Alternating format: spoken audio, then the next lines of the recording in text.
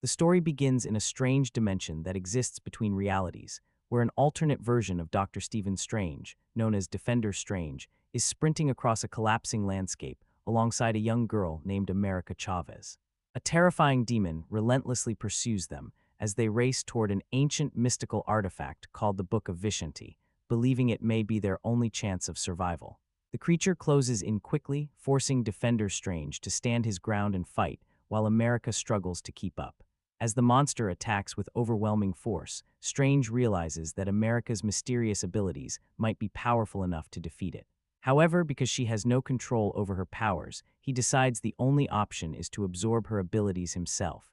Before he can complete the process, the demon suddenly impales him. As the creature turns its attention toward America, her fear activates her powers unintentionally, tearing open a glowing, star-shaped portal through space. With his remaining strength, Defender Strange launches one final attack against the monster, while dragging both himself and America into the portal.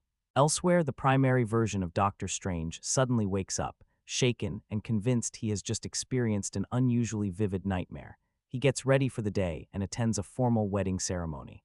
There, he runs into an old acquaintance, fellow sorcerer Nicodemus West, who mentions that he too returned after disappearing during the blip.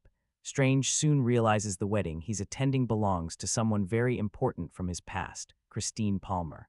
Following the ceremony, Strange and Christine share a quiet conversation. Strange admits that part of him always wondered whether their relationship could have worked out differently. Christine gently reassures him that, despite their feelings, their lives were always heading in separate directions, and things likely would not have ended happily. Their discussion is interrupted when chaos suddenly erupts outside.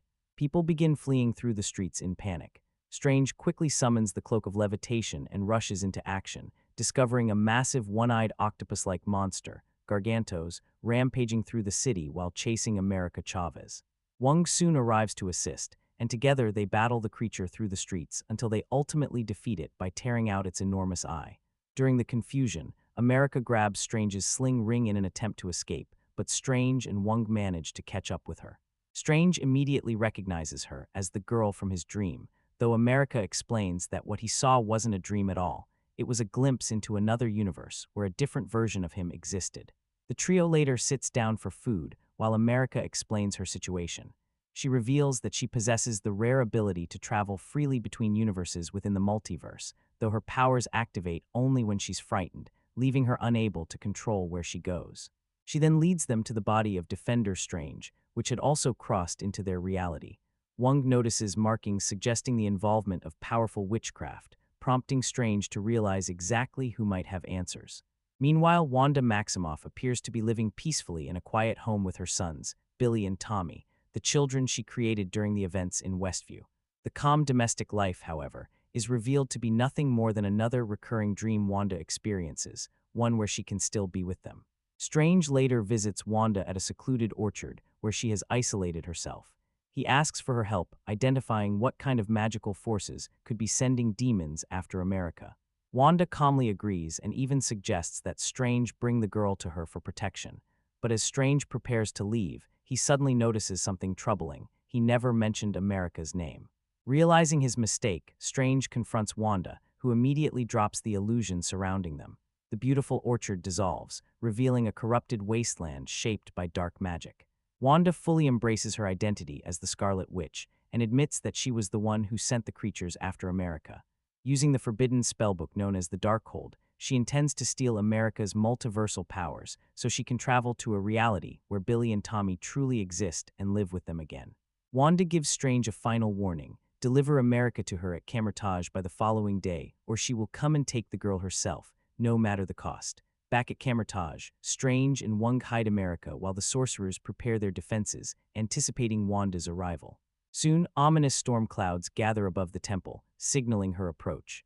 Strange rises into the air to confront Wanda personally, attempting one last time to reason with her and appeal to the good still within her. However, Wanda has already made her decision. When diplomacy fails, she unleashes her immense power against the fortress. The sorcerers raise magical shields around Kamar-Taj, temporarily holding her back.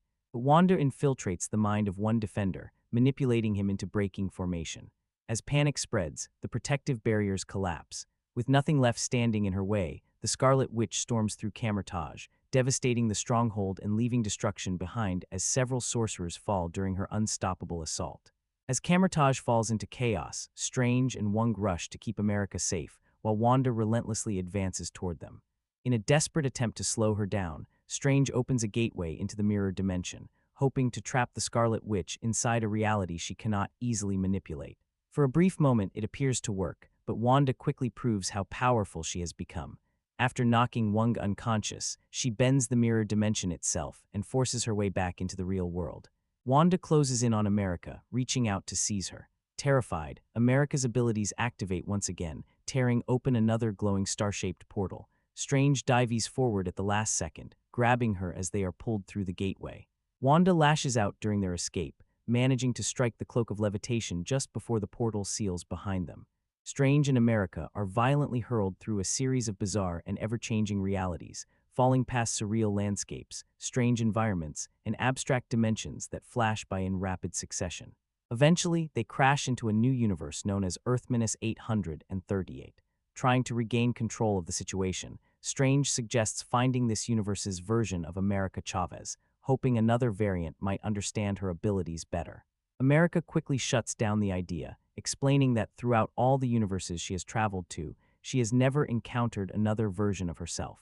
As far as she knows, she exists as a singular being across the entire multiverse. With few options left, they decide their best chance is locating the Doctor Strange of this world. Strange believes that version of himself might help them obtain the Book of Vishanti, the mystical opposite of the Darkhold, which could potentially stop Wanda before she causes further destruction. As they make their way through the unfamiliar city, America casually grabs several round street foods called pizza balls from a nearby vendor, assuming they are free. The annoyed vendor confronts her, demanding payment. Irritated and distracted, Strange casts a quick spell that causes the man to repeatedly punch himself, allowing them to continue on their way. While walking through the city, they pass memory projection stations that publicly display moments from people's pasts. Strange witnesses a memory of himself sharing a romantic evening with Christine, the moment she gave him the watch he still wears, the same watch damaged during the car accident that changed his life forever. Nearby, America is forced to relive a painful childhood memory. She sees herself with her two mothers when a bee startled her as a young girl. The fear triggered her powers for the very first time, opening a portal that accidentally pulled her away from her home universe and separated her from her parents permanently. Overcome with guilt, America admits she believes everything was her fault. Strange reassures her, telling her that the multiverse is vast and unpredictable, and that one day she may still find her family again. Continuing onward, they arrive at a massive statue honoring this universe's Doctor Strange, only to learn that he supposedly died while battling Thanos. Confused but determined, they head toward the Sanctum Sanctorum, where they discover that the Sorcerer Supreme in this reality is Baron Karl Mordo. Unlike the hostile version Strange knows from his own world, this Mordo greets them calmly and appears far more welcoming. After hearing their explanation, he invites them inside, seemingly willing to help. However, their relief is short-lived. Shortly after drinking tea offered by Mordo, Strange and America realize they have been drugged. Weak and unable to resist, they are captured and taken prisoner. Back in the original universe, Wanda turns once again to the Darkhold, attempting a forbidden technique known as dreamwalking. Through this spell, she possesses the body of her Earth-838 counterpart, allowing her to temporarily exist in that reality alongside Billy and Tommy. Meanwhile, one surviving sorcerer at Kamar-Taj, named Sarah, quietly sneaks past Wanda's attention. In a final act of sacrifice, she destroys the Darkhold, knowing it will cost her life. The spellbook burns away, but Wanda survives, furious beyond control. Enraged by the loss, Wanda confronts Wong and threatens the remaining sorcerers, promising unimaginable suffering if he refuses to cooperate. Unable to risk more lives, Wong finally reveals the truth. The Darkhold she possessed was only a copy. The original source of its power lies within an ancient temple hidden atop a remote mountain. Elsewhere, Strange awakens inside a containment cell within Earth-838. To his surprise, this universe's Christine Palmer appears before him, now working as a leading expert in multiversal research. Before he can fully understand the situation, Mordo arrives and escorts Strange away to face a powerful council known as the Illuminati, a group formed by heroes from multiple realities. The team consists of Captain Carter, Black Bolt, Captain Marvel in the form of Maria Rambeau, Reed Richards, also known as Mr. Fantastic, and their leader, Professor Charles Xavier. The Illuminati explain that they view Strange with deep suspicion. In their universe, their own Doctor Strange was not the noble hero the public believed him to be. Although he helped defeat Thanos, he relied on the Darkhold's forbidden magic, which eventually corrupted him and nearly triggered an incursion capable of destroying entire realities. To prevent catastrophe, the Illuminati made the difficult decision to execute him, with Black Bolt delivering the fatal blow. Because of this history, they consider any version of Doctor Strange potentially dangerous, and in their eyes, he represents a greater threat than Wanda herself. Meanwhile, guided by Wong, Wanda arrives at the hidden mountain temple. The Guardians stationed there immediately recognize her, as carvings depicting the Scarlet Witch have long been etched into the temple walls as part of ancient prophecy. Claiming her destiny, Wanda reaches the original Darkhold's source and once again performs dreamwalking, fully inhabiting her Earth-838 counterpart. Under Wanda's control, the alternate Wanda infiltrates the Illuminati headquarters, effortlessly destroying robotic defenses guarding the facility. The Illuminati prepare to confront her, confident in their combined strength, but it quickly becomes clear that they have severely underestimated the power now standing before them. Inside the Illuminati headquarters, Wanda wastes no time demonstrating just how unstoppable she has become. Black Bolt prepares to use his devastating voice against her, but before he can speak, Wanda alters reality itself and erases his mouth entirely. Confused and panicked, he attempts to scream, only for the power trapped inside him to implode, instantly destroying him from within. Reed Richards steps forward next, attempting to reason with Wanda and appeal to whatever humanity remains. His effort proves futile. With a simple motion of her hand, Wanda disassembles his body strand by strand until he completely unravels into nothingness.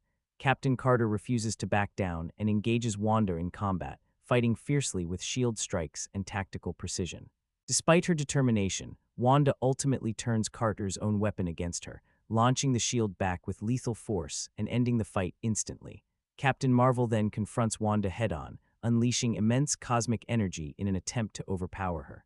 The battle shakes the entire chamber, but Wanda ultimately gains the upper hand, collapsing a massive statue onto Captain Marvel and crushing her beneath it. At the same time, Strange attempts to provoke Mordo while still restrained, intentionally taunting him in hopes of forcing a confrontation. The plan works. Mordo attacks, allowing Strange to exploit the opening and break free during their struggle, leaving Mordo trapped and unable to pursue him further. Elsewhere in the facility, Wanda tracks down America and Christine, as Christine desperately tries to guide the girl to safety.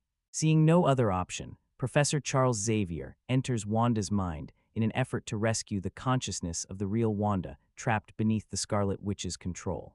Within her fractured psyche, Xavier nearly succeeds in reaching her, but the Scarlet Witch discovers him. Without hesitation, she violently snaps his neck, killing him both mentally and physically. Strange soon reunites with America and Christine, and the three flee through the collapsing facility, while Wanda relentlessly pursues them. Christine leads them to a special doorway known only to the Strange of this universe. To unlock it, Strange realizes he must use something deeply personal, the broken watch Christine once gave him. Using it as the key, the door opens, granting them access to a mystical realm housing the Book of Vishanti. For a brief moment, hope returns, but Wanda quickly arrives before they can use the book and destroys it outright, eliminating their last apparent defense. She captures America and violently casts Strange and Christine through another portal, sending them spiraling into a different universe entirely. They land in a haunting version of New York where reality itself appears shattered and folded inward, as though the universe collapsed under its own weight. Searching for answers, they locate the Sanctum Sanctorum, where they encounter yet another variant, Sinister Strange. This version lives alone among the ruins, having corrupted his entire reality through repeated use of the Darkhold. Believing the Darkhold here may still offer a way to stop Wanda, Strange asks for it. Sinister Strange agrees only under one condition: Christine must stay with him. He reveals that losing Christine in his own life drove him into darkness and obsession. Refusing the deal, Strange confronts his corrupted counterpart. The two engage in a surreal magical duel, weaponizing enchanted musical notes that transform sound into physical attacks. The battle ends when Sinister Strange is thrown through a window and impaled far below, finally ending his reign. Christine rejoins Strange, and he comes to a difficult realization. The only remaining way to reach Wanda is by using dreamwalking himself. Instead of possessing a living variant, he connects his spirit to the corpse of Defender Strange from their original universe, reanimating the body into a terrifying undead form. Now inhabiting the zombified body, Strange opens a portal toward the mountain temple. However, because dreamwalking into the dead is forbidden, tormented spirits swarm him, attempting to drag him down as punishment. Christine encourages him to fight back, helping him regain control. Strange ultimately bends the damned souls to his will, transforming them into a cloak-like force that carries him upward toward the temple. At the mountain stronghold, Wong battles remaining guardians as Zombie Strange arrives through the portal. Wanda attempts to weaken him further by magically decaying the corpse he inhabits, but the situation suddenly shifts when America finally breaks free from Wanda's control. For the first time, America consciously channels her abilities and stands her ground. Using her powers deliberately, America opens portals and forces Wanda into Earth-838, directly in front of Billy and Tommy. Instead of reunion, the children recoil in fear at the terrifying version of their mother standing before them. When Wanda lashes out at their real mother, the reality of her actions finally crashes down on her. She sees herself through her children's terrified eyes and understands what she has become. Overwhelmed with grief, Wanda breaks emotionally. Her Earth-838 counterpart approaches gently, assuring her that Billy and Tommy will always be safe and loved. Accepting the truth, Wanda allows America to pull her back to the temple, while Wong retreats with the others. Realizing the danger the Darkhold represents, Wanda tells Strange that its power must never be used again. Determined to end its influence across every universe, she brings the entire temple crashing down upon herself, destroying the source and ensuring all copies of the Darkhold are erased along with it. Later, while waiting for America and Wong to return, Strange shares a heartfelt moment with Christine. He admits that he loves her, not just in his own world, but in every universe where they exist. He confesses that fear has always prevented him from fully committing to a real relationship. The two part peacefully, finally finding closure, just as America arrives to take them home. Back at Kamar-Taj, reconstruction begins, and America officially starts training with the sorcerers to master her abilities. She tells Strange she's grateful that fate brought her to his universe, and Strange admits he feels the same. Trying to move forward, Strange repairs the damaged watch Christine once gave him, symbolizing a step toward healing and normalcy. However, as he walks through the city afterward, he suddenly feels intense pain and collapses to his knees. When he looks up, a third eye opens on his forehead, the same unsettling mark seen on Sinister Strange, hinting at consequences yet to come. Mid-credits scene. While walking through the streets sometime later, Strange is approached by a mysterious sorceress named Klee. She informs him that his use of the Darkhold has triggered an incursion between realities. Opening a portal into the dark dimension, she asks for his help fixing the damage. Without hesitation, Strange joins her as they step into the portal together. Post-credits scene. Elsewhere, the frustrated pizza ball vendor finally breaks free from Strange's lingering spell. Realizing he has stopped punching himself at last, he sighs in overwhelming relief. There are directors who make movies, and then there are directors whose personality is so strong, so unmistakable, that the moment their style appears on screen, you know exactly who's behind the camera. Sam Raimi belongs in that second category, and that's what makes Doctor Strange in the Multiverse of Madness so interesting from the very beginning, because this isn't just another Marvel sequel. It's also the return of a filmmaker with a very specific cinematic voice, a director whose name carries history, style, and expectation all by itself. For many viewers, Raimi is permanently tied to two major legacies. First, there's the raw, scrappy inventiveness of The Evil Dead, the kind of filmmaking that felt wild, homemade, energetic, and completely alive. Then there's Spider-Man, the trilogy that helped redefine what the modern superhero movie could look and feel like in the 21st century. Between those two worlds, Raimi built a reputation that few directors in genre cinema can match. He could do horror, he could do spectacle, he could do comic book emotion. And most importantly, he could do all of it with personality. That's why his return to a major studio superhero film matters, because after years away from feature directing, Multiverse of Madness arrives with a built-in question hanging over it. What happens when a director known for personal style steps back into one of the most controlled franchise systems in modern cinema? Does the machine flatten him, or does he manage to bend the machine toward his own instincts? And honestly, that tension becomes one of the most fascinating things about the movie, because this film does not feel like a totally anonymous Marvel product. It may still follow the broader studio blueprint in many ways, but Raimi's fingerprints are all over it. You can feel him in the way horror suddenly creeps into the frame. You can feel him in the cursed book imagery, in the aggressive camera movement, in the eerie transitions, in the sudden bursts of visual chaos, in the offbeat comedic timing, and in the film's willingness to flirt with the grotesque. Even when the movie is buried under CGI and multiverse mythology, there are moments where Raimi breaks through and reminds you that this is still a film being directed, not just assembled. And that distinction matters. Because a lot of big franchise films today can feel strangely interchangeable. Different heroes, different costumes, different stakes, but the same smooth, polished, safe visual language. Raimi has never really been that kind of filmmaker. His energy is messier, more playful, more exaggerated, more willing to be ugly, weird, or excessive if the moment demands it. He doesn't just want to show you something cool. He wants to throw the camera into the madness and make you feel it. That's why, even when Multiverse of Madness stumbles, it rarely feels lifeless. At the same time, Raimi's return also brings a certain irony with it. This is a filmmaker who once thrived on smaller-scale inventiveness, on turning limitations into style, on making low-budget horror feel bigger through pure imagination. And now here he is, working inside one of the biggest entertainment brands in the world, directing a movie fueled by enormous digital spectacle and franchise continuity. In a strange way, that contrast becomes part of the story around the film. The director who once made chaos feel intimate is now handling chaos on an industrial scale, and sometimes that works beautifully. Sometimes it creates friction, because Multiverse of Madness often feels like a tug-of-war between Raimi's identity and Marvel's structure. One side wants horror, eccentricity, and visual personality. The other wants connectivity, franchise momentum, and polished blockbuster rhythm. The movie never fully resolves that battle, but maybe that's exactly why it feels interesting. You're not just watching Doctor Strange move through different universes. You're also watching Sam Raimi trying to carve out room for himself inside a cinematic universe that usually leaves very little space for filmmakers to be fully themselves. And when he does find that space, the movie comes alive in a different way. You can sense a director enjoying himself, a director who still loves strange imagery, a director who still understands how to make supernatural material feel playful and threatening at the same time. A director who hasn't lost his instinct for turning comic book material into something more expressive, more stylized, and more alive than standard franchise filmmaking usually allows. That's why Raimi's return is more than just a credit on the poster. It shapes the entire identity of the film, because whether you love the movie, dislike it, or fall somewhere in between, one thing is hard to deny. Doctor Strange in the Multiverse of Madness does not feel directed by someone invisible.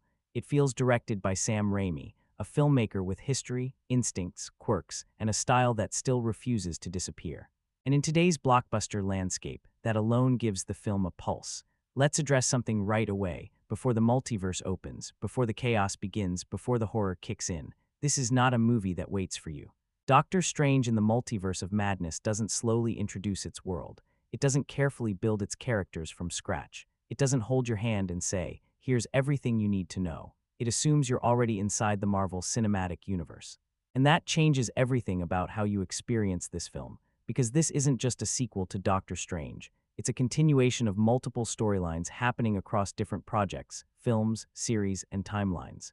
It pulls directly from events connected to WandaVision, references the expanding multiverse scene in Spider-Man, No Way Home, and carries forward emotional arcs that were never originally built inside this movie itself. So if you walk into this expecting a clean, standalone story, you're going to feel it immediately. The film begins like you've just opened a book halfway through. Characters already have history. Relationships already carry weight. Emotional decisions are already loaded with meaning, and the movie moves forward without stopping to fully explain any of it. For longtime Marvel viewers, this isn't a problem, it's a reward, because everything feels connected. Every reference lands, every character entrance carries recognition. You're not just watching a story, you're watching the continuation of a universe you already understand. But for newcomers, it can feel overwhelming. There's a constant sense that something important happened before this, that certain emotions are supposed to hit harder than they do, that motivations are deeper than what the film alone is showing you. Take Wanda, for example. Her entire emotional drive, her grief, her obsession, her transformation, relies heavily on events that this film does not fully recreate. If you've seen her journey before, her actions feel tragic, layered, even inevitable. If you haven't, her shift can feel sudden, even confusing, and that's where the film creates a divide, because it's not just telling a story, it's continuing one, and that continuation comes with expectations. The MCU has evolved into something much larger than individual films.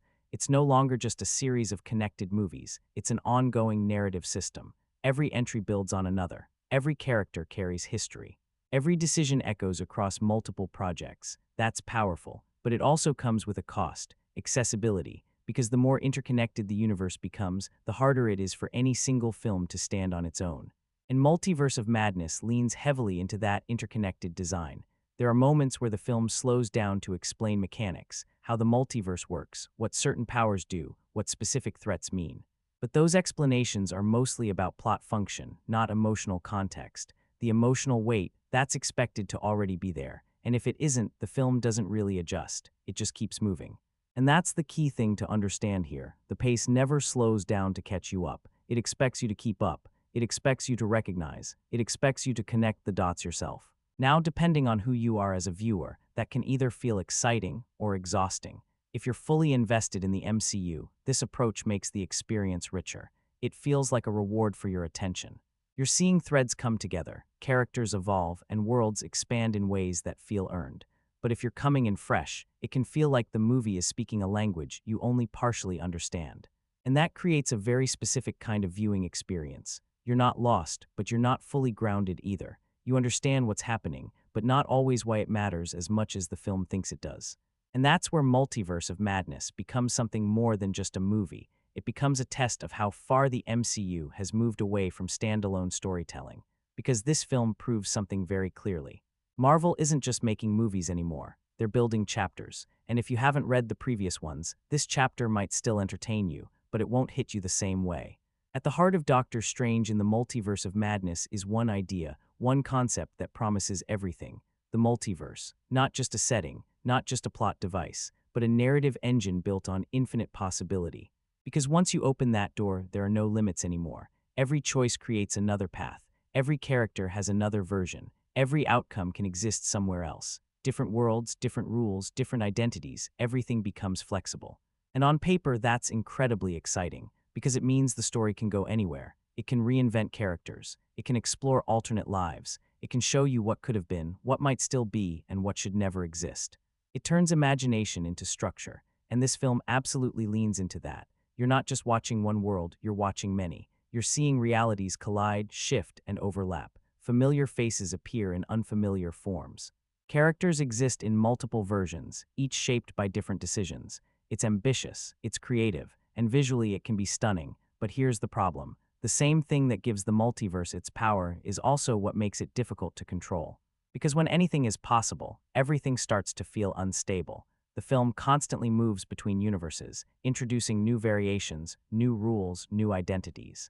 And while that keeps the experience dynamic, it also makes it harder to stay grounded. You're always adjusting. Who is this version? What universe are we in? What rules apply here? What consequences actually matter? And the movie doesn't always give you time to process those questions. It just keeps going. And that's where the multiverse shifts from being exciting to being overwhelming. Because storytelling needs anchors. It needs clarity. It needs focus. It needs a sense that what you're watching has weight, that actions have consequences that stick, that choices matter in a defined space. But the multiverse challenges that. If there are infinite versions of every character, what makes this version matter more? If reality can change at any moment, what makes any outcome permanent? If death, loss, and identity can all exist differently somewhere else, how do you hold on to emotional stakes? These are the questions the film introduces, but doesn't always fully resolve. And as a result, the experience becomes divided. For some viewers, the multiverse is pure imagination. It's fun. It's unpredictable. It's a creative playground where anything can happen. The lack of structure becomes part of the appeal. You're not watching a tightly controlled narrative. You're riding through endless possibility. But for others, it becomes confusing. Not because the concept is too complex, but because the film moves so quickly that it doesn't always define its own rules clearly. It introduces ideas, then moves past them. It shows consequences, then shifts timelines. It builds moments, then replaces them with new ones. And by the time you reach the end, there's a lingering uncertainty. What exactly changed? Which reality are we in now? What actually matters moving forward? And that uncertainty doesn't feel intentional. It feels like a side effect of the film trying to do too much, too fast. Because the multiverse isn't just expanding the story, it's stretching it, stretching its logic, stretching its emotional clarity, stretching its ability to stay focused. And that's the paradox of the film. The multiverse gives it scale, it gives it freedom, it gives it creativity, but it also introduces narrative instability. Because the more possibilities you open, the harder it becomes to make any single path feel definitive.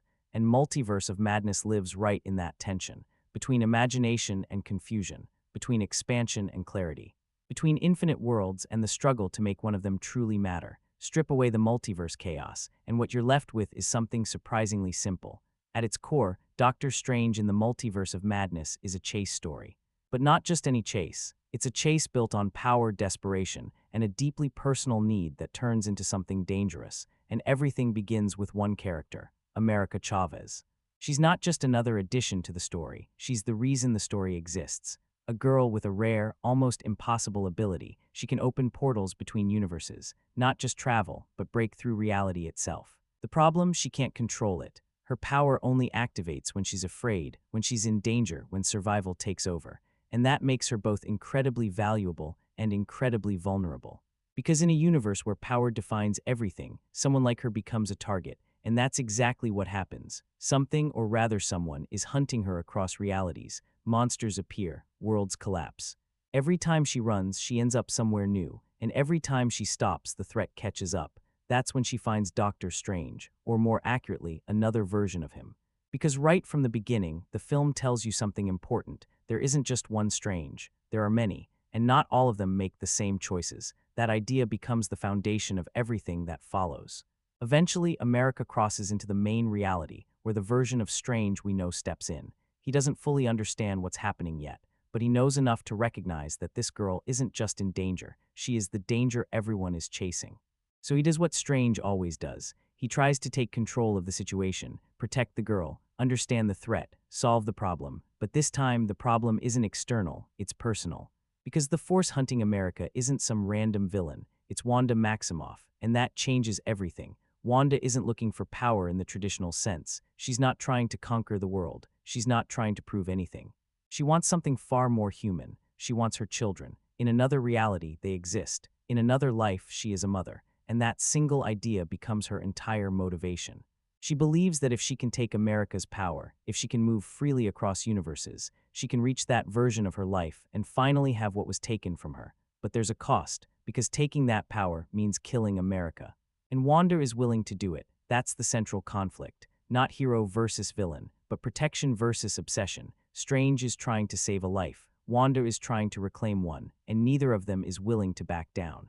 From that moment on, the film becomes a relentless pursuit across realities. Strange and America are constantly moving, constantly escaping, constantly trying to stay one step ahead, and every step raises the stakes.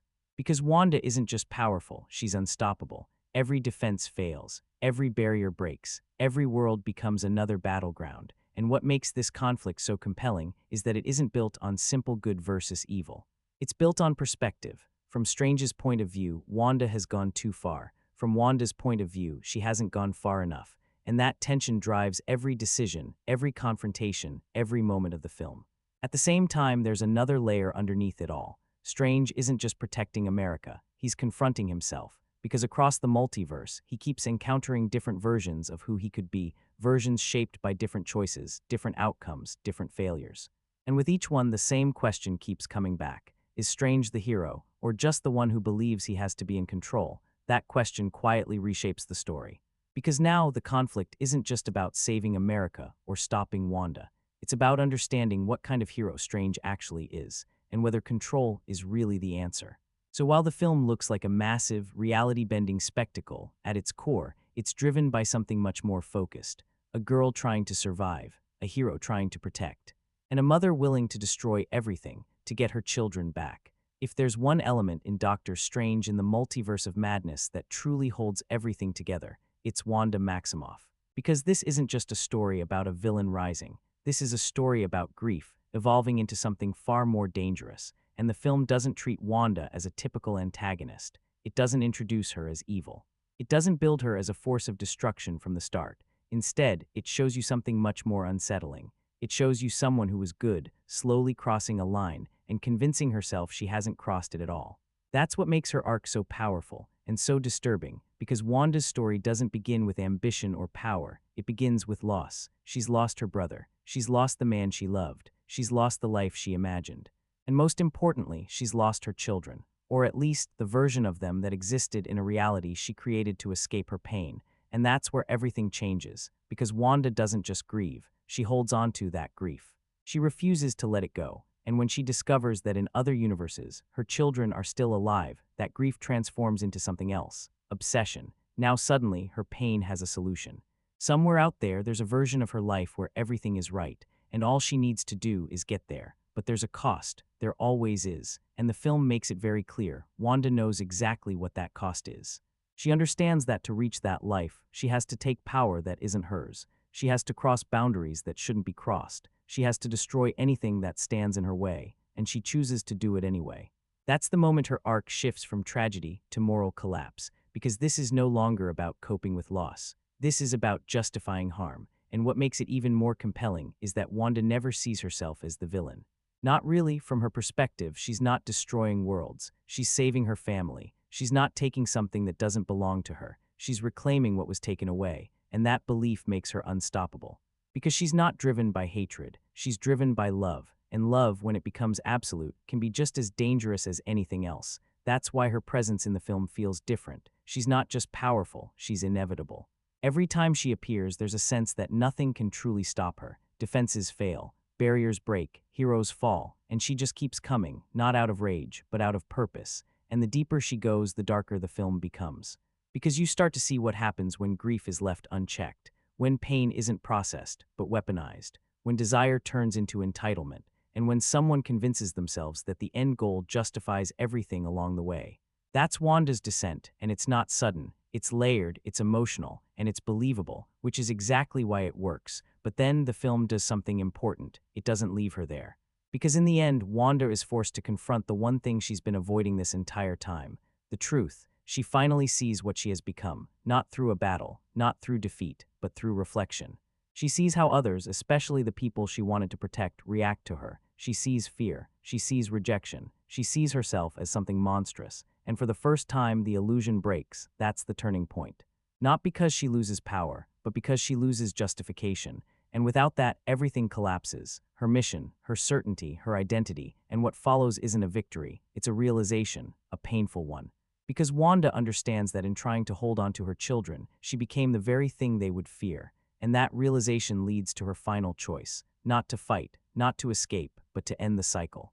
To destroy the source of her corruption, to make sure no one else follows the same path, and possibly to remove herself from it entirely. It's not a clean redemption. It's not a heroic sacrifice in the traditional sense.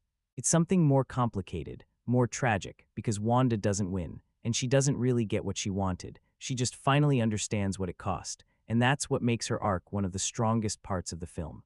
Because in a story filled with multiverses, magic, and infinite possibilities, Wanda's journey feels painfully real. A reminder that sometimes, the most dangerous transformations don't come from evil intentions. They come from love that refuses to let go. At first glance, Doctor Strange in the Multiverse of Madness looks like a story about chaos, power, and collapsing realities.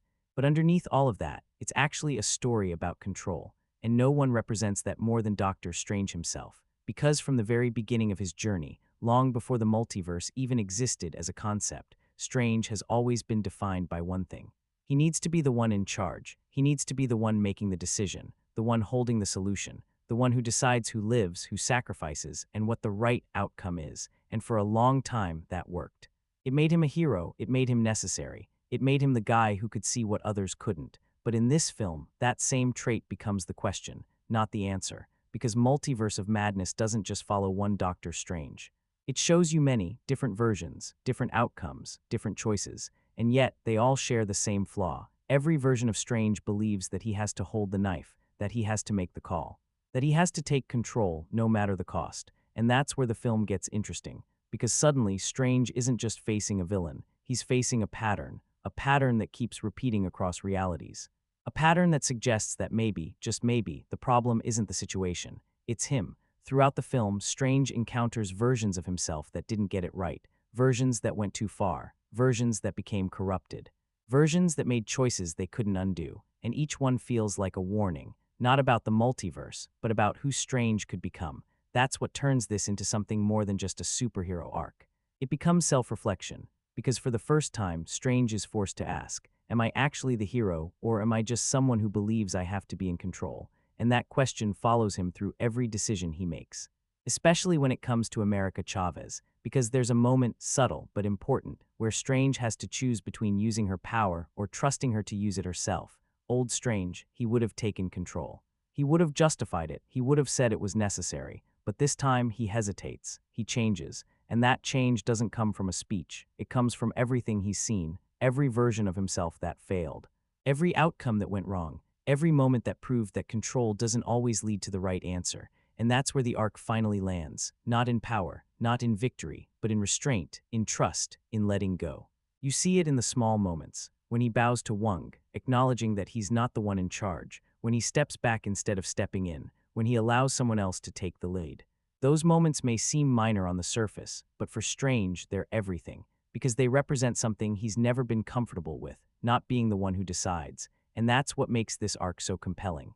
It's not about becoming stronger, it's about becoming aware, aware of his flaws, aware of his limitations, aware that being a hero doesn't mean controlling everything. It means knowing when not to, and that's a hard lesson. Especially for someone like Strange, because his intelligence, his skill, his experience, all of it has reinforced the idea that he should be the one making the decisions. But the multiverse breaks that illusion. It shows him that there are other paths, other solutions, other people capable of stepping forward, and once he sees that, he can't go back. That's the real transformation, not the magic, not the battles, not even the multiverse itself. It's the shift from ego to responsibility, from control to trust, from certainty to self-awareness. And by the end of the film, Strange isn't perfect. He's not fully changed, but he's different. He understands something he didn't before. That being the smartest person in the room doesn't mean you should always be the one in control. And sometimes, the most important thing a hero can do is let go.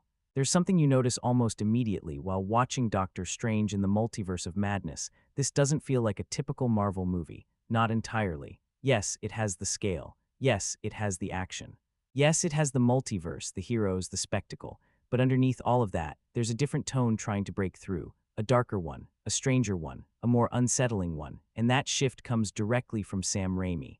Because Raimi doesn't just direct this film, he reshapes its atmosphere. He pulls it away from clean, polished superhero storytelling and drags it into something that feels closer to horror, not full horror, but enough to change how the movie feels. When Marvel meets horror, this is one of the rare Marvel films where certain scenes don't play like action sequences, they play like chase sequences from a nightmare. Wanda doesn't just attack. She hunts, her presence isn't just powerful, it's inevitable. The way she moves, the way she appears, the way the camera follows her, it creates tension that feels very different from standard superhero battles. There are moments where the film leans into eerie silence, unsettling imagery, and sudden bursts of violence. Reflections become threats. Darkness feels alive. Even familiar environments take on a haunted quality. This isn't about jump scares, it's about atmosphere, and that's where Raimi's influence becomes undeniable. Horror, but controlled now. Here's the important part. This is still a Marvel film, which means the horror never fully takes over. It's filtered, contained, pulled back just before it goes too far. So while the film flirts with darkness, it never fully commits to being truly disturbing. It keeps one foot grounded in the superhero formula. And that creates a unique blend, because the movie is constantly shifting between tones. One moment, it's eerie and intense. The next, it's fast-paced and adventurous. Then suddenly, it's comedic. Then it swings back into something heavy and emotional. That constant movement defines the experience. Fantasy and adventure at full scale beyond the horror elements, the film still delivers everything you expect from a Marvel blockbuster. World-hopping sequences, magical battles, expanding universes, strange new environments. There's a strong sense of adventure running through the film, characters jumping between realities, encountering different versions of familiar worlds, discovering new rules, new dangers, new possibilities.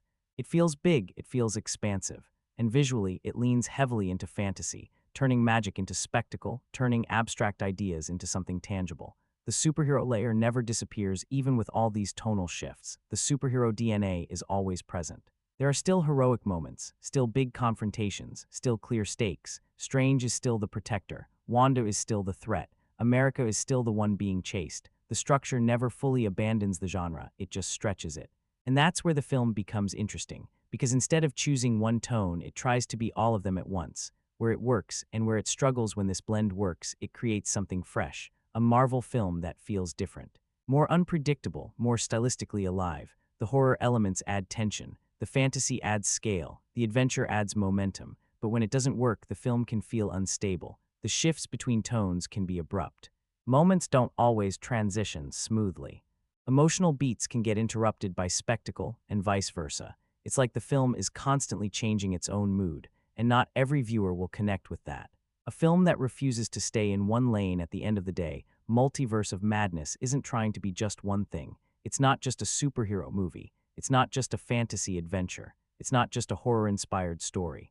It's all of them layered together, and that's both its strength and its weakness. Because in trying to explore multiple tones, just like it explores multiple universes, the film creates something that feels unique but also unpredictable. And maybe that's the point. In a story about fractured realities, even the tone refuses to stay in one place. From the very first frame, Doctor Strange in the Multiverse of Madness makes one thing clear. This is a film that wants to overwhelm your senses. Not gradually, not subtly, but immediately. The screen is alive with motion, color, distortion, collapsing realities, shifting dimensions, creatures, symbols, portals. Everything is moving, transforming, reacting. And at the center of it all is a clash between two visual forces, the polished scale of Marvel and the chaotic personality of Sam Raimi. A blockbuster that doesn't feel anonymous. Most modern superhero films look expensive, but not all of them feel directed. This one does. Even under layers of CGI, Raimi's style keeps pushing through. You see it in the way the camera moves, fast, aggressive, sometimes almost playful. You see it in the sudden zooms, the exaggerated angles, the way faces and objects transition into each other like panels from a comic book brought to life. There's a rhythm to the visuals that feels different, less polished, more energetic, more willing to be strange. And that's what separates this film from the usual blockbuster formula, because it doesn't just show you spectacle, it throws you into it. Surrealism as a visual language, this isn't just about big effects. It's about how those effects are used. The film leans heavily into surreal imagery, moments where reality bends, distorts, and breaks in ways that feel almost dreamlike. Worlds don't just change, they morph. Objects don't just exist, they transform. There are sequences where logic takes a backseat to imagination, where visuals become abstract, where the film stops trying to be grounded and fully embraces the bizarre. And that's where Raimi's influence becomes most visible, because he's not interested in making everything look clean or realistic. He's interested in making it feel alive, even if that means it looks strange, exaggerated, or slightly uncomfortable.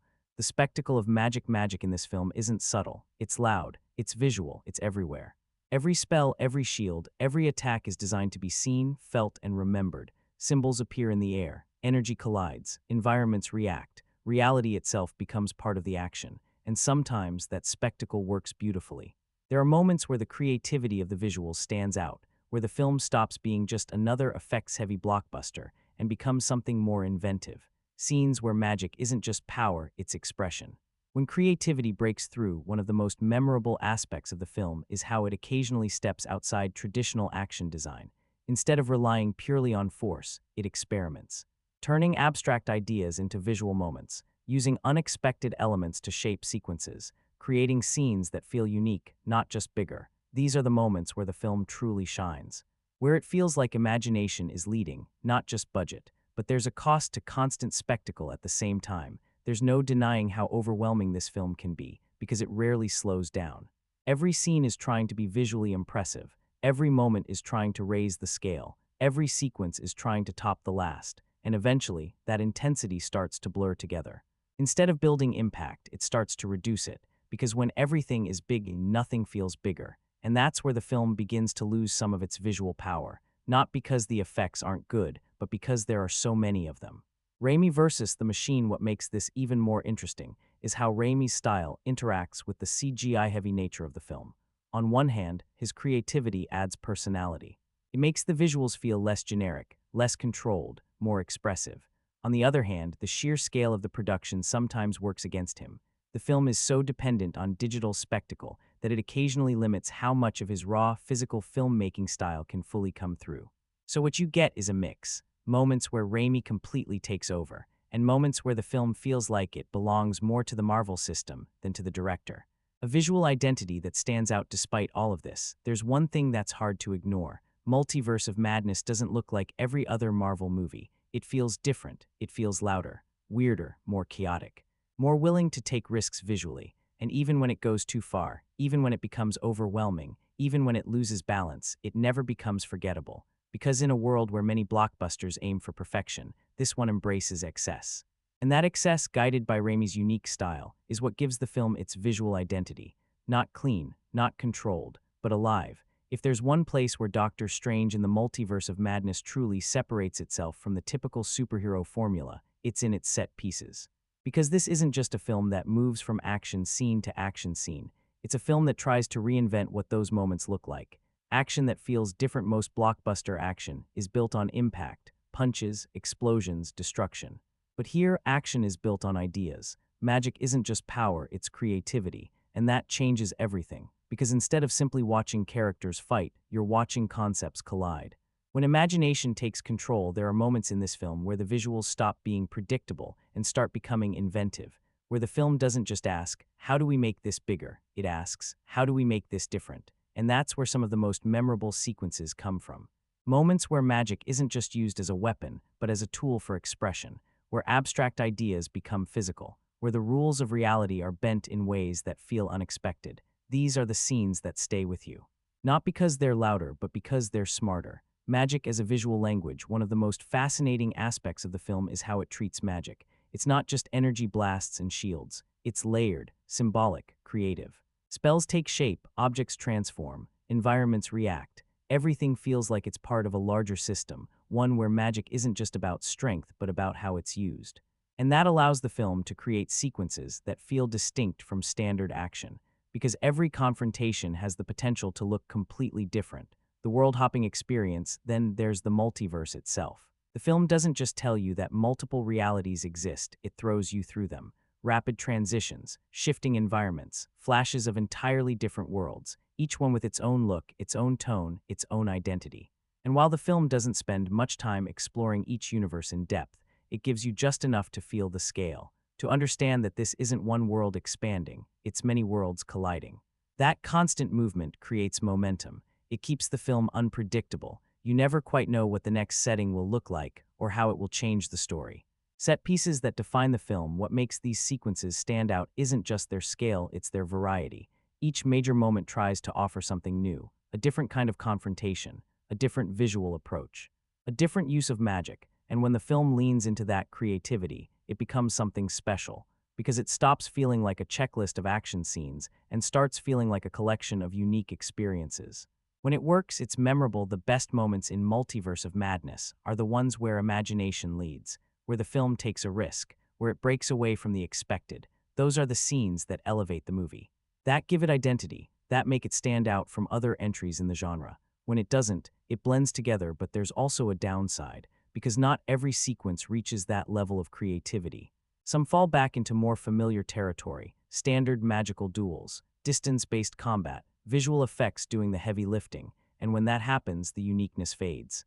The action becomes less about ideas and more about spectacle, and in a film this packed with visuals, that can make certain moments feel less impactful. A film driven by moments at its core, Multiverse of Madness is a film defined by its set pieces, by the moments where it dares to be different, where it turns magic into something imaginative, where it uses the multiverse not just as a backdrop, but as a tool for creativity.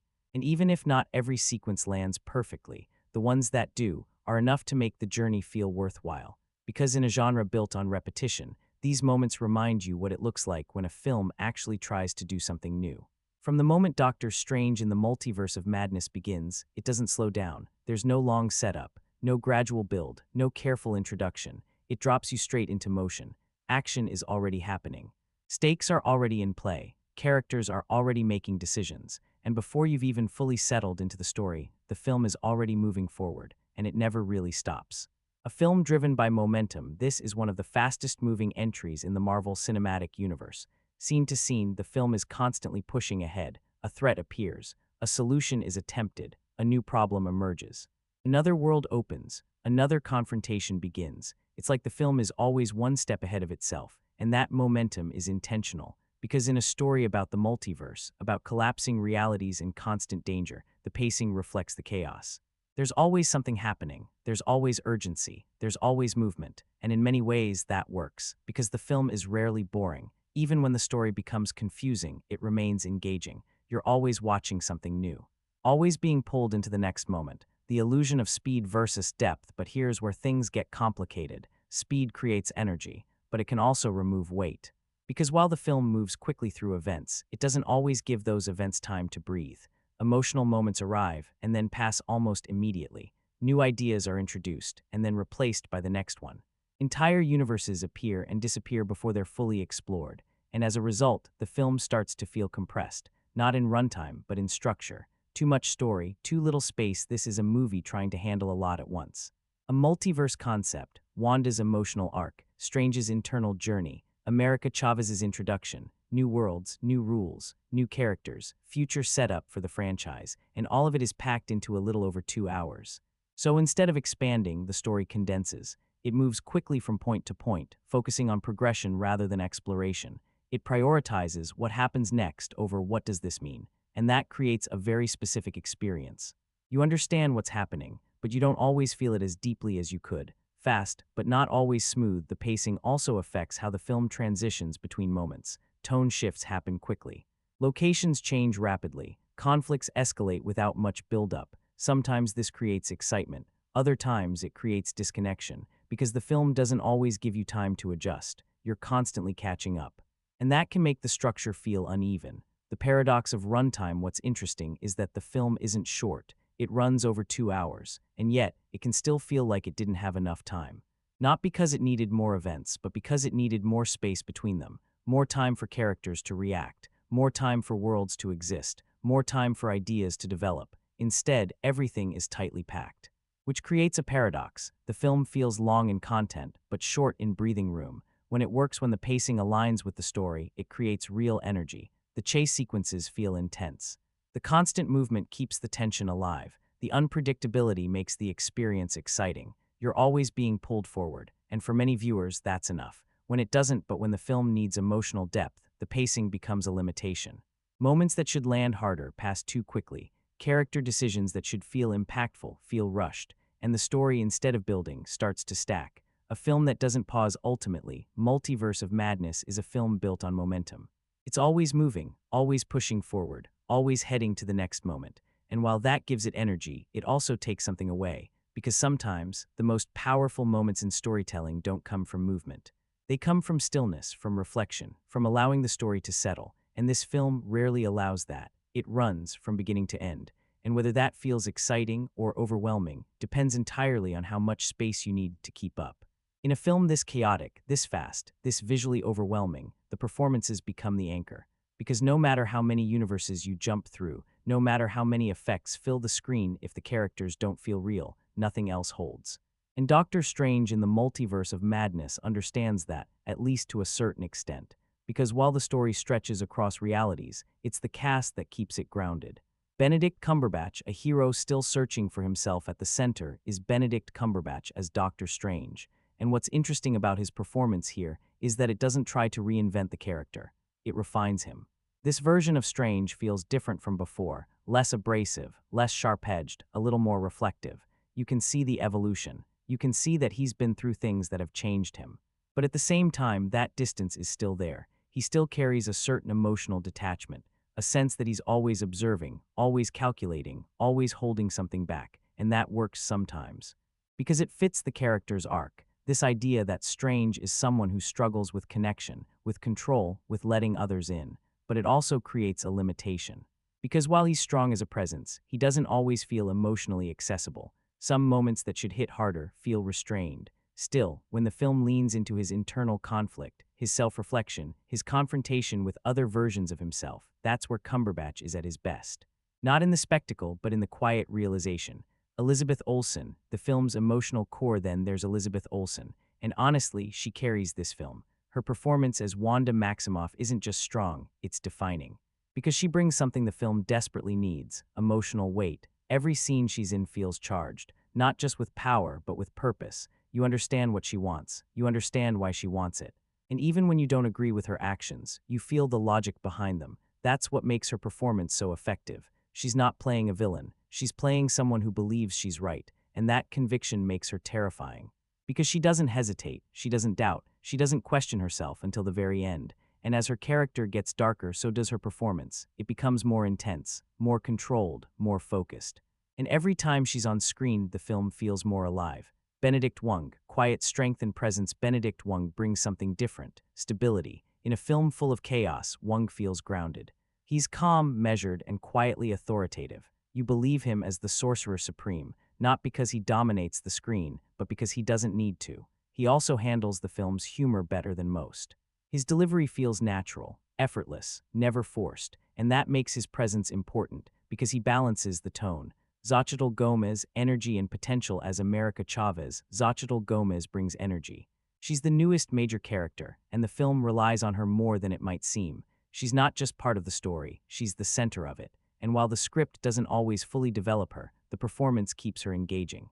There's vulnerability there, uncertainty, but also strength. You believe that she's still figuring things out, and that makes her journey feel authentic. Supporting cast moments that add texture beyond the main characters. The supporting cast adds layers, even if they don't always get equal focus. Rachel McAdams brings emotional contrast to Strange's story. Chiwetel Ejiofor adds ambiguity and tension. These performances don't dominate the film, but they give it texture. They remind you that this world isn't just built on spectacle, it's built on people. Multiple versions. One actor. One of the more interesting challenges in this film is the idea of playing multiple versions of the same character. And Cumberbatch in particular has to navigate that. Different Stranges, different outcomes, different personalities, and while not every version is deeply explored, there's enough variation to make the concept work. You can see the differences. You can feel that these are not the same person, even if they share the same face. Where the performances shine, and where they struggle when the film focuses on its characters, the performances shine. When it slows down, even briefly, you see what these actors are capable of. You feel the emotion, the tension, the conflict. But when the film speeds up, when it leans too heavily into spectacle, those performances sometimes get lost. Because there's simply not enough space for them. The human element in a multiverse story at its core, this is a film about infinite realities. But what makes it work when it works? The scale. It's the performances. Because no matter how many universes exist, the story still depends on whether you believe the people inside it. And in that sense, Multiverse of Madness succeeds. Not perfectly, not consistently, but enough. Because when the visuals fade, when the chaos settles, what you remember is how these characters made you feel. One thing the Marvel Cinematic Universe is known for is humor. Quips, one-liners, light moments in the middle of chaos. It's part of the formula, and Doctor Strange in the Multiverse of Madness doesn't ignore that. But it doesn't follow it cleanly either, because the comedy in this film feels different, and not always in a consistent way. Humor that doesn't always play safe. This isn't a movie packed with constant jokes. In fact, compared to many Marvel films, it feels restrained. There are fewer rapid-fire quips, fewer obvious punchlines. The humor doesn't dominate the tone, it appears in bursts, and when it works because it feels natural. Small moments, subtle reactions, lines that come from character rather than from the script trying to force a laugh. Those are the moments that land. The Raimi effect, camp and absurdity, but then there's another layer, the Raimi layer, because Sam Raimi doesn't just use humor, he plays with it. There's a sense of camp in certain scenes.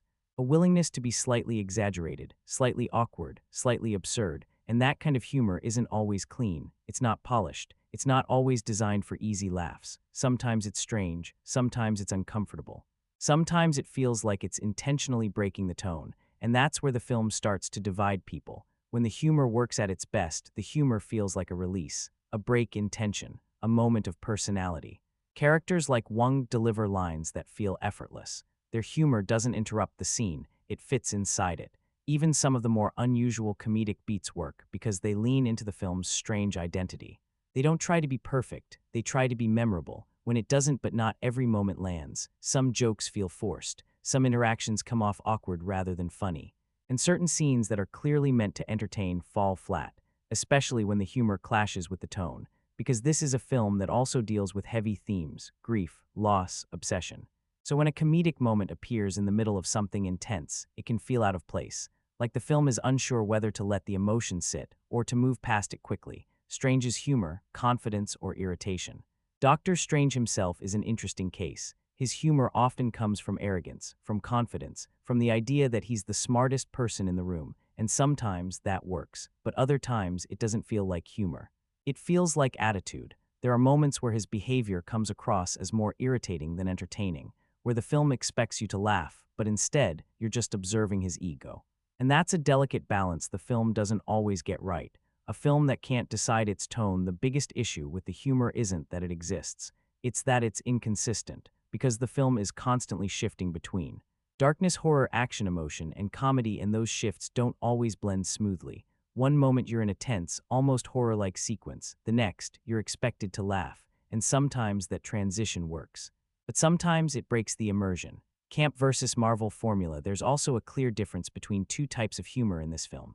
Marvel humor, clean, quick, familiar Raimi humor, weird, exaggerated, unpredictable, and when those two styles mix, the result isn't always balanced. At times it feels fresh, at others it feels uneven, like the film is switching between two different comedic languages. The result, hit or miss by the end of the film, the humor becomes one of the most divisive elements. Some viewers will appreciate the restraint, the shift away from constant quips, the willingness to try something different. Others will notice the inconsistency, the awkward moments, the jokes that don't quite land. Comedy that reflects the film itself, and in a way, that uneven humor reflects the film as a whole. Because just like everything else in Multiverse of Madness, it's trying to balance multiple identities, traditional Marvel entertainment, and Raimi's offbeat, slightly chaotic style. Sometimes those two align, sometimes they don't. But either way, the humor never feels completely generic, and in a genre where everything can start to feel the same, that alone makes it interesting. At some point while watching Doctor Strange in the Multiverse of Madness, you realize something. This isn't just a story anymore. It's an event, because once the multiverse is introduced, the rules change. Suddenly, anything is possible. Any character can appear, any version can exist, any universe can collide with another, and the film knows that. It leans into it. The multiverse as a doorway. The multiverse isn't just about storytelling, it's about access. Access to characters we've seen before, access to versions we never expected, access to entire corners of the Marvel world that weren't previously connected, and that's where the cameos come in. Because this film doesn't just expand the story, it expands the universe itself. Enter the Illuminati. One of the most talked about elements of the film is the introduction of the Illuminati, a group of powerful figures from another universe. Not just random characters, but familiar faces reimagined, and that's the key. These aren't just appearances, they're recognitions, moments designed to trigger something in the audience, surprise, excitement, curiosity, and for many viewers they work. Because seeing characters from different parts of Marvel history suddenly appear in the same space, it feels big, it feels important. It feels like the universe is opening up in real time. The power of recognition, that's what fan service is built on, recognition. The idea that the audience knows something before the story explains it. So when a character appears, you don't just see them, you react to them, and Multiverse of Madness uses that reaction. It builds moments around it. It pauses just long enough for the realization to hit, and then it moves on. Where it works when these moments are used carefully, they add energy to the film. They create excitement. They make the world feel bigger, because now it's not just about Doctor Strange, it's about everything connected to him. The multiverse becomes more than a concept. It becomes a bridge, where it feels surface level, but there's another side to it, because not every cameo carries weight. Some feel like they exist purely for the moment, for the reaction. They appear, they impress, and then they're gone. And while that can be entertaining, it doesn't always add to the story itself. It becomes spectacle, not substance. Expansion versus distraction. This is where the film walks a fine line. Because while it's expanding the Marvel universe, it's also risking distraction. Every new character, every unexpected appearance pulls attention away from the core story, and sometimes that works against the film. Because instead of focusing on Strange, Wanda, and America, you're thinking about what these appearances mean for the future, the franchise moving forward, and that's really what these moments represent, the future. Because Multiverse of Madness isn't just telling a story, it's setting things up. New possibilities, new crossovers, new directions for the MCU. It's not closing doors, it's opening them. And the cameos are part of that strategy. They're hints, signals, proof that the universe is getting bigger. A shift in storytelling. This also shows how much Marvel has changed. These films are no longer just individual stories. They're chapters in a much larger narrative. Each one building towards something else. Each one connecting to something bigger. And Multiverse of Madness embraces that more than most. The experience, excitement versus depth. So the question becomes, what do you want from these moments? If you're looking for excitement, they deliver. If you're looking for deeper integration into the story, they don't always go that far. A universe that keeps expanding. At the end of the day, the cameos, the Illuminati, and the fan service all point to one thing. This universe isn't slowing down, it's growing, expanding, connecting, and Doctor Strange in the Multiverse of Madness is one of the clearest examples of that expansion in action. Because once you open the multiverse, you're not just telling one story anymore, you're telling all of them at once. Beneath all the chaos, beneath the multiverse, the magic, the spectacle, Doctor Strange in the Multiverse of Madness is constantly asking questions. Not loud ones, not always obvious ones, but questions that sit underneath the story, shaping every decision, every conflict, every character. And if you look closely, you start to see what the film is really about. The question of happiness, one of the most recurring ideas in the film, is simple. Are these characters actually happy, not successful, not powerful, not victorious, happy? Because Strange, for all his intelligence and control, isn't. Across different realities, you see versions of him who made different choices, but none of them seem to have found what they were looking for. Different lives, same emptiness. And that raises a quiet but powerful idea. What if achieving everything you want still doesn't give you what you need? Grief as a driving force, then there's grief. And no character represents this more than Wanda. Her entire journey is built on loss. Loss that she never processed. Loss that she never accepted. Loss that she turned into something else. Because instead of letting go, she holds on. And that's where the film becomes more than just a superhero story. It becomes a study of what happens when grief isn't faced but avoided, when pain isn't healed but redirected, and when that happens, it doesn't disappear, it transforms into obsession, into control, into destruction. Love versus obsession. Wanda believes she's acting out of love, and in a way she is. She wants her children. She wants a life that feels real. But the film slowly reveals the difference between love and obsession, because love accepts reality. Obsession tries to replace it, and Wanda crosses that line. She doesn't just want her children, she needs them, at any cost, and that's where her journey becomes tragic, because what starts as something human becomes something dangerous. Control versus trust. This theme doesn't just belong to Wanda, it runs through Strange's story as well. Strange has always been someone who believes in control. Control over outcomes, control over decisions, control over reality itself. But the multiverse challenges that. It shows him that there isn't just one solution, there are many. And that forces him to reconsider everything. Because sometimes, the right choice isn't taking control, it's letting go of it. Alternate lives and regret. The multiverse introduces another powerful idea. What if you could see the life you didn't live? Different choices, different outcomes, different versions of yourself. And the film uses that concept to explore regret. Because every version of Strange represents a path he didn't take. And none of them are perfect. That's important, because it suggests something deeper. There isn't one perfect life waiting somewhere else. There are just different lives with different consequences. Identity across realities. With so many versions of the same characters, the film raises a subtle question. What actually defines you? If there are multiple versions of Strange, multiple versions of Wanda, then what makes one of them the real one? Is it their choices, their experiences, their morality? The film doesn't give a clear answer, but it keeps asking the question. Family and belonging. At the emotional core of the film is family, Wanda's desire to be a mother. America's search for her parents, Strange's connection to Christine. These aren't just side elements, they're central to the story. Because in a world with infinite possibilities, the one thing these characters are still searching for is connection. A place where they belong, moral boundaries and corruption. Finally, there's the idea of how far someone is willing to go. At what point does a good intention become something harmful? At what point does power corrupt? At what point do you cross a line and not realize it? Wanda crosses that line. Strange almost does, and the film uses that contrast to explore the consequences of those choices. A film about more than the multiverse. On the surface, Multiverse of Madness is about infinite realities, but underneath it's about very human struggles. Loss, love, regret, control, identity. The multiverse isn't just there to expand the story, it's there to reflect it, to show different versions of the same problems, different outcomes of the same emotions, and in doing so, it reminds you of something important. Even in a universe with endless possibilities, the hardest battles are still the ones within. When you think of superhero action, you think of impact, punches, collisions, weight, force, you feel it. But in Doctor Strange in the Multiverse of Madness, action works differently, because here action is built on magic, and that changes everything. Magic over muscle. This isn't a film about physical combat, it's about distance.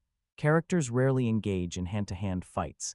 Instead, they stand apart, casting spells, creating barriers, manipulating energy, bending reality itself. The battlefield isn't just space, it's reality. And while that allows for creativity, it also creates a challenge, because magic can look powerful without always feeling powerful. The strength of visual combat. There are moments where the action truly shines. Not because it's intense in a traditional sense, but because it's imaginative. Magic becomes visual storytelling. Symbols appear midair. Energy takes form. Reality reacts to every move. These sequences don't rely on physical force. They rely on creativity. And when that creativity leads, the film stands out. Because you're not just watching a fight, you're watching an idea unfold. When power feels abstract, but here's where things start to shift. Because the more abstract the action becomes, the less grounded it feels. Characters don't always interact with their environment in a physical way. Instead, they control it from a distance. They shape it, bend it, manipulate it, but rarely touch it. And that creates a sense of separation. You see the power, but you don't always feel the impact. Power imbalance as a narrative tool, the film also uses power levels to shape its story. Some characters are portrayed as overwhelmingly strong, others fall quickly, and while that can highlight danger, it can also feel uneven. Because strength isn't always shown through struggle, it's sometimes shown through comparison. One character dominates, another is easily defeated, and while that establishes hierarchy, it doesn't always create tension. The lack of physical stakes, this is where the film's action design reaches its biggest limitation. Without physicality, there's less weight, less resistance, less sense of effort. In many scenes, characters aren't pushing against each other, they're projecting power at each other.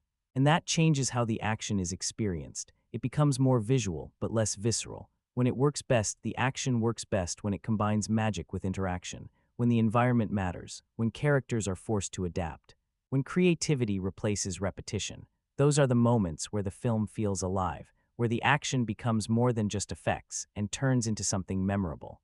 When it becomes repetitive, but when the film falls back into familiar patterns, magic versus magic, energy versus energy, distance versus distance, the action starts to blend together. Because without variation, without physical engagement, it loses its uniqueness. A different kind of action experience, this doesn't mean the action is bad. It's just different, less about force, more about imagination. Less about impact, more about spectacle. And depending on what you expect from a superhero film, that can either feel refreshing or limiting.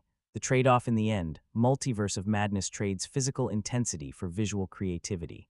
It gives you action that looks incredible, but doesn't always hit with the same weight. And that's the balance the film tries to manage, between magic and motion, between spectacle and sensation, between what you see and what you feel. And whether that works for you depends on what kind of action you're looking for.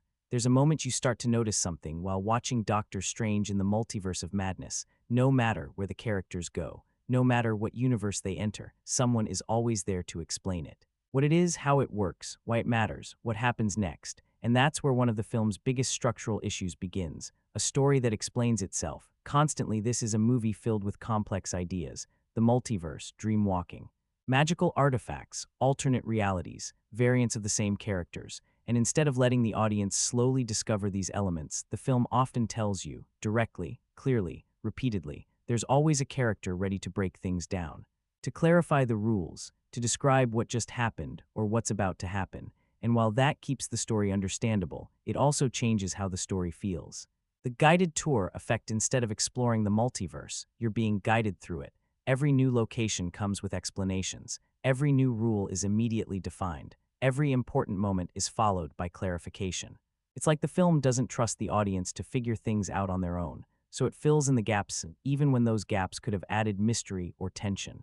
When explanation replaces discovery, and this creates a trade-off. Clarity at the cost of immersion, because discovery is powerful in storytelling. When you see something and understand it naturally, it feels earned. But when it's explained right away, that sense of discovery disappears. The film becomes less about experiencing something new and more about being told how it works. Plot logic that doesn't always hold. Then there's the other side of the issue. Even with all the explanations, the logic doesn't always hold up. Characters make decisions that feel questionable. Trust is given too easily or taken away too quickly. Rules are introduced and then bent.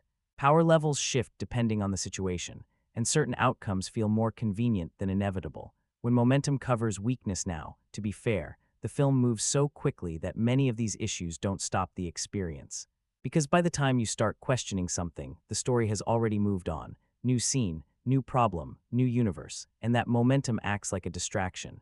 It keeps you engaged, even when the logic underneath isn't fully solid. Complexity without depth. What's interesting is that the film feels complex. Multiple universes, multiple versions of characters, multiple layers of conflict. But complexity doesn't always mean depth. because many of these elements are introduced quickly, explained quickly, and then left behind. So instead of building a deeper understanding, the film builds a wider one. More ideas, but less time spent on each. The illusion of understanding this creates an illusion. You feel like you understand everything, because everything is explained. But if you stop and think about it, some parts don't fully connect, and that's where the plot starts to feel unstable. A balance that doesn't fully land. The film is trying to do two things at once: be accessible and be expansive so it explains everything, while also introducing more and more elements, but that balance doesn't always work, because too much explanation slows immersion, and too many ideas weaken structure.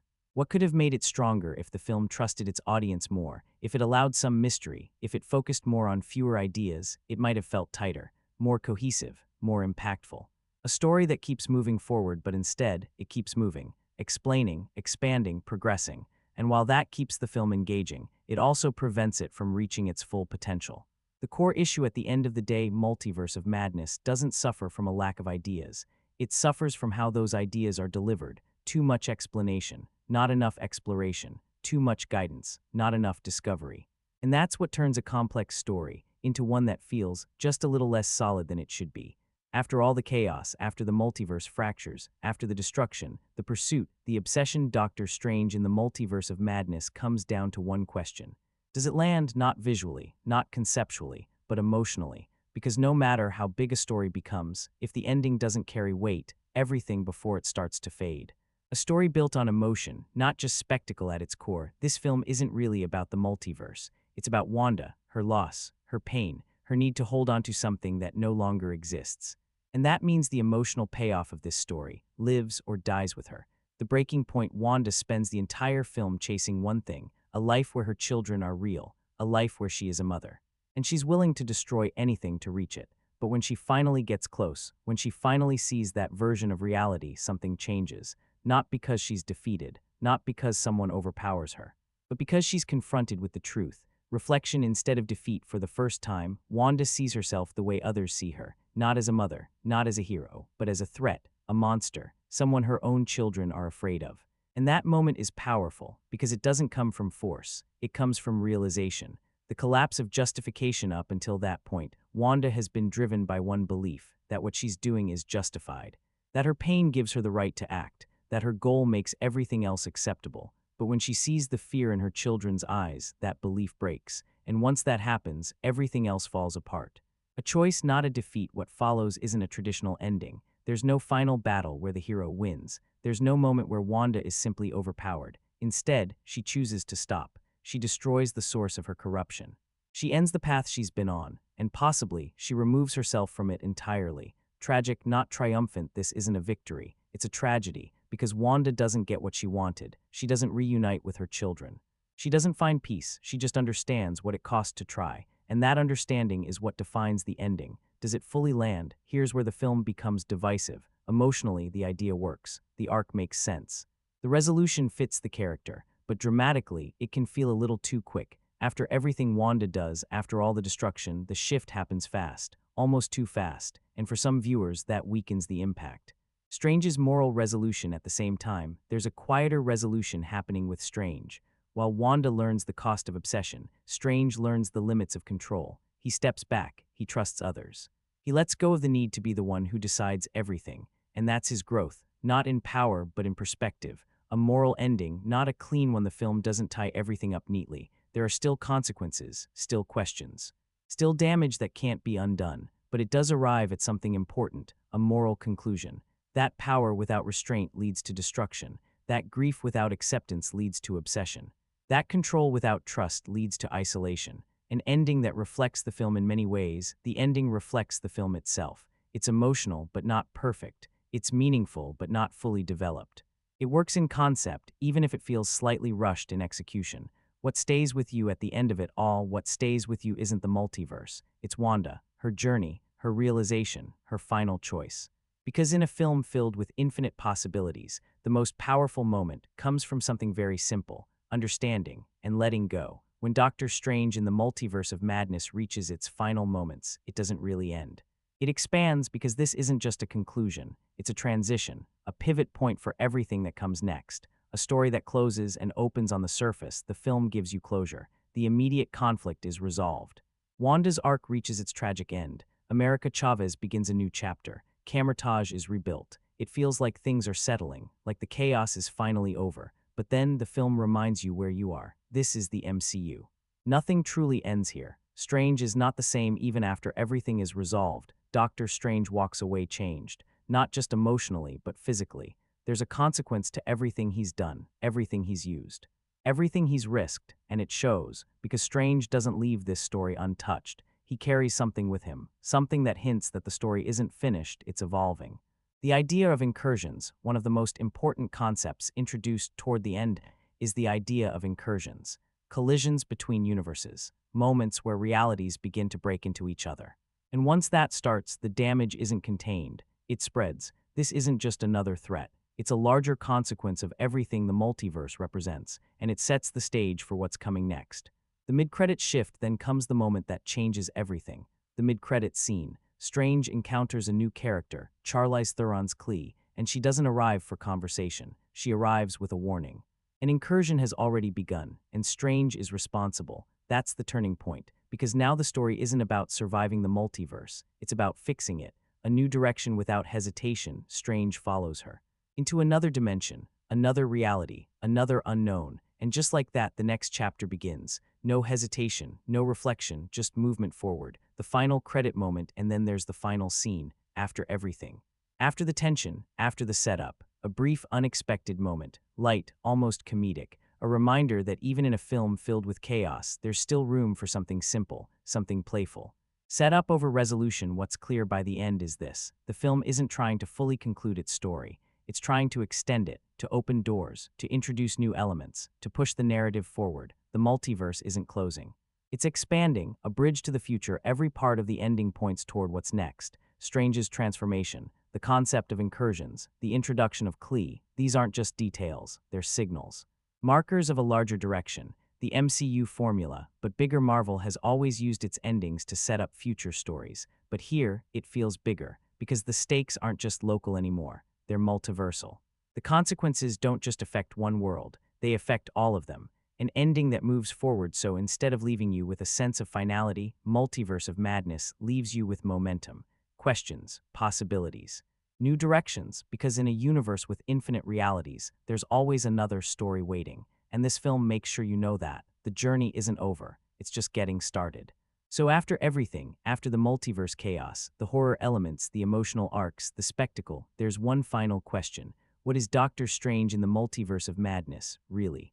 Because this is one of those films that doesn't land in one place. It splits. A film that divides the audience. This isn't a universally loved Marvel movie, and it's not universally disliked either. It sits right in the middle where opinions clash. Because depending on what you value in a film, this movie can feel completely different. For some, it's bold and refreshing. For one group of viewers, this film feels like a breath of fresh air. It's different, it's not following the usual Marvel rhythm. It takes risks with tone. It leans into horror. It embraces weirdness. It lets Sam Raimi actually show up in the film, and that matters. Because in a franchise where many films start to feel similar, this one stands out. It feels more chaotic, more expressive, more alive. And for those viewers, that's exactly what they wanted. For others, it's messy and overloaded, but then there's the other side, the viewers who see the same elements and experience them completely differently. For them, the film isn't bold, it's messy. Too many ideas, too many universes, too many tonal shifts, too much happening at once. The multiverse feels confusing, the pacing feels rushed, the story feels like it's trying to do everything without fully settling on anything. And instead of feeling fresh, it feels overloaded. Entertainment versus coherence, this is where the film's biggest divide exists, because even people who criticize the movie often admit something. It's not boring. There's always something happening, always movement, always spectacle. So the question becomes, do you value entertainment or coherence? Because this film leans heavily toward entertainment. It keeps you engaged. But it doesn't always keep you grounded. A film you feel or question, some viewers will watch this and feel it. The emotion, the creativity, the energy. They'll connect with Wanda's story. They'll enjoy the visual experience. They'll appreciate the risks. Others will watch the same film and question it. The logic, the structure, the execution. They'll notice the inconsistencies, the rushed moments, the lack of clarity, the middle ground, and then there's the middle. The viewers who see both sides, who recognize the flaws but still enjoy the experience, who understand that the film doesn't fully come together, but still appreciate what it tries to do.